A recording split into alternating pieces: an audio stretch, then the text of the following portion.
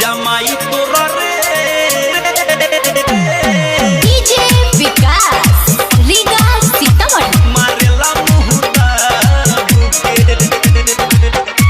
मारेला मुहुदा बुके। आप सुन रहे हैं अमित पटेल की आवाज में। ई होठवा गुलाब के फुलाइले बच्चा भुके जमाई तोरा माई रे माई माई माई जमाई तोरा रे माई मारेला मुहुदा बुके जमाई तोरा रे माई मारेला मुहुदा बुके।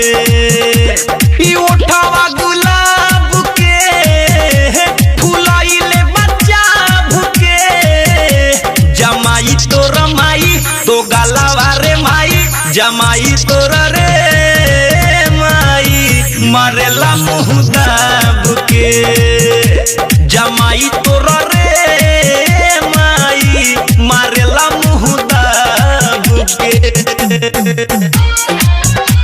जमाई तोरा रे माई माई डीजे विकास रीगा सीतामढ़ी मारेला मुहुदा बुके।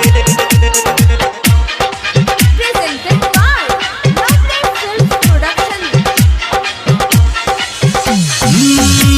गबने के बेर से मुआना कोइले बायती रे रोज रोज देहिया के करे दूर गति रे आवेला रोज घरे चढ़ाइले शराब के जमाई तोरा माई रे माई माई माई दो गलावा रे माई मारेला मुहुदा बुके जमाई तोरा रे माई मारेला मुहुदा बुके डीजे विकास रीगा सीतामढ़ी मारेला मुहुदा बुके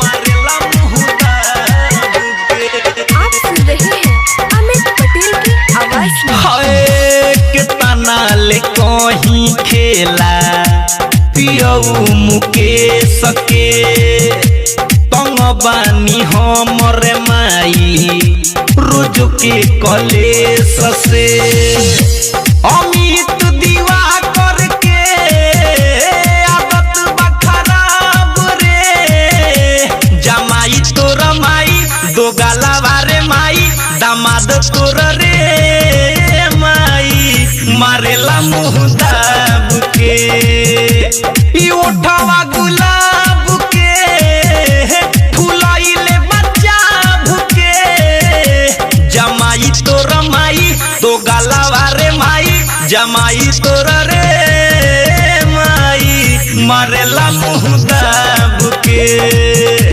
जमाई तोरा रे माई मारेला रोजदा बुके।